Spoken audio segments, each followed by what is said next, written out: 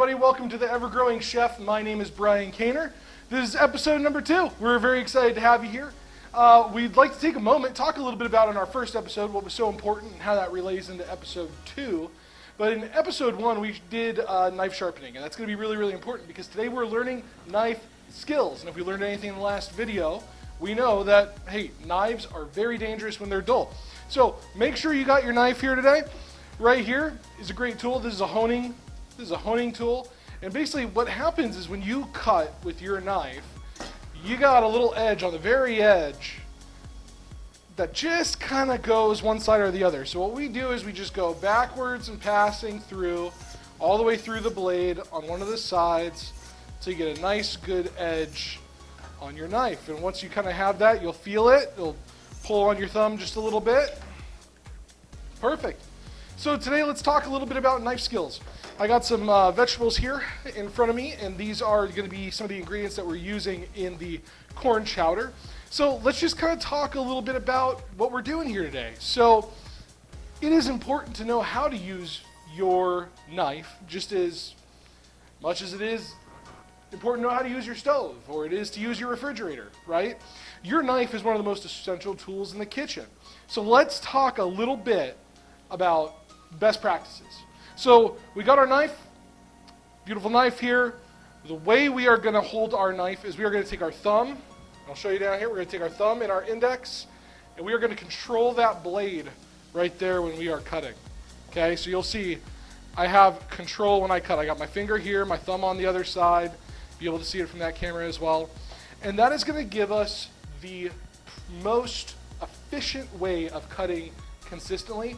And it's also going to keep your blade from straying significantly when you're cutting, which is important because, you know, as soon as you get a cut, depending on who you are, it's either ER time or super glue, and nobody likes either one of those. So let's talk a little bit about what we're kind of going after today. So let's talk about methods of cutting. So the way we use our knife really ranges from beginner to advanced. Beginner is going to be the rocking motion that you'll see here. You're just kind of going back and forth, and hopefully you can see that on the camera there, just going back and forth. And what this looks like is just going back and forth through the ingredients. Now I'm making what's called mirepoix, and mirepoix is 50% onion, 25% carrot, and 25% celery. And what that is it's just a great soup base. So I'm going to basically take these as I cut them. I'm just going to save them all. They don't have to be uniform. It's going to get blended up anyways. But let's talk a little bit about our grip. So as a beginner, you saw I was holding a little bit back here. As you become more advanced, you're going to want to focus on what's called the claw grip. Okay? So the claw is going to go up here, and you might be able to see it, but my fingers go back. So when I'm up on the vegetable, my fingers are away from the knife at the very, very bottom. Now, what this allows me to do is I can basically, as long as I've got good control, I can go up or down against my fingers and cut up whatever I need to do, right? And then you get nice thin pieces like that. Or you can do the cut through, which is you just go forward, which is nice when you're doing bigger chunks or you're working with a harder product. So really there's 3 main ways of cutting. And we'll review them again here real quick. But the number one thing that is so important when you're cutting your vegetables or your fruits is you maintain that grip. That claw, if you look right here, not allowing it to get my finger when it comes down. It's just sliding against my knuckle. And then I just slowly pull back as I go through it. Okay? And then you'll see it slices it really, really nicely there. Okay, so we're going to take that. So let's review the 3 ways. So there is rocking, there's the straight up and down motion, and then there's the forward cut. Okay, so 3 main ways that you can use your knife to do better things for you in the kitchen.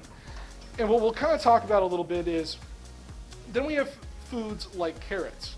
So we're going to go ahead, we'll cut the tip off of the carrot here real quick. We're going to go ahead, we're going to peel this down. Okay, get that carrot nice and ready. And then what we're going to do on the carrot, if you are a beginner cutter, you can make one of the carrot sides pretty flat. And so what I actually like to do is I like to take a little extra off, and it makes a really nice flat plane. You'll see that right there. And that allows me to roll my vegetable there, and it's going to be a lot more stable. So always important, make sure you're composting. So if you have one of these wonderful cutting boards right here, which I don't know if you can get them because I made this one, you can have a place where you can keep your good stuff, and then your compost can go as you slide it off the cutting board. It makes way less of a mess.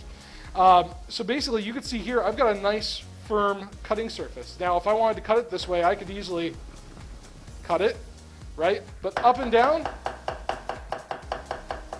way easier. I'm not getting anywhere near as much rocking. Do you see that? Because I've done that flat bottom on the bottom of the carrot, there really is not a lot of rocking in there. So I can do anything. I can put my fingers up there, go back, do the rocking method. I can do the slice forward method, depending on what I'm cutting. This is probably the least popular of all the cutting methods. So again, I'm going to go ahead and just put that over here.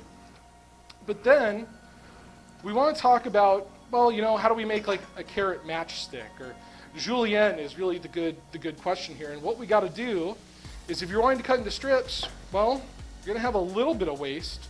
We're going to need to square up all these corners, just like so. Perfect. And you got a nice little square piece right there. And what we're basically going to do is cut nice thin parts, right?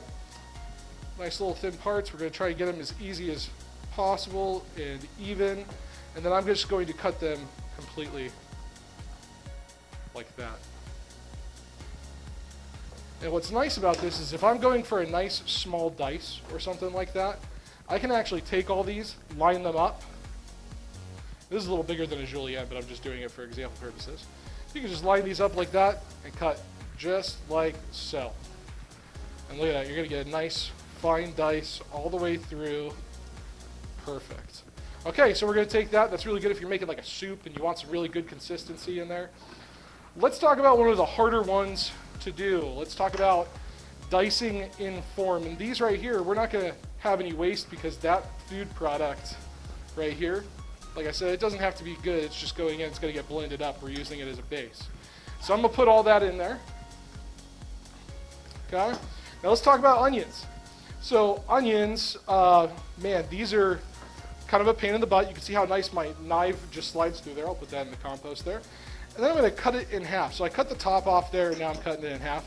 And I'm going to take this inner layer, and I'm just going to go ahead and peel it back. We're going to do this the easy way. You could struggle with the outer shell if you want to. I personally try not to. So we got 2 onions here. Get these all peeled up. Perfect. And let's go ahead. We're going to kind of review this here real quick. So when we are cutting an onion, there's a couple different ways we could cut an onion. So we could slice it, right? And make little slivers if we wanted to. And you can see we get these nice, thin little slivers, right? So we could do that. Or we could do large chunks, where I'm going to take my knife and I'm going to go all the way to the back of the onion. Not enough to go all the way through, but just enough. And then, as I dice it up, you can see I'm getting this nice diced onion. Now, the only difference in doing that is, if you want an even finer dice, you could always do the rock your knife method if you wanted to. Or you can go up here, make your little cuts, get it nice and separated, and then you go in from the bottom. And you need to have a really sharp knife to be able to do this, because you don't want it to slip through. So you can see I'm just going right through there. Perfect.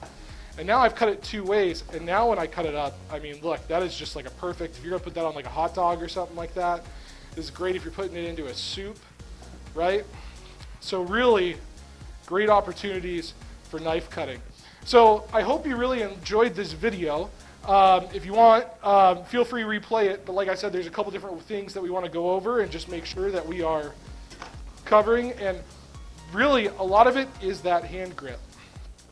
So take that claw. You don't even have to look half the time. And really, it just cuts it all up into a nice, fine little slice there. All right, well, hey, I hope you enjoyed this video. Again, remember that these ingredients, depending on what you're using, is going to depend on the way you want to cut and the way you want to learn. Keep that thumb and that forefinger at the very tip of your knife. And like I said, just go to work and really have fun with it. And don't be too afraid of the knife. you know, if it cuts you, you learn faster. So anyways, my friends, thank you for coming. I really appreciate showing you this. If you have any questions, leave them in the comment feed. We'll try to get back to you. Thanks.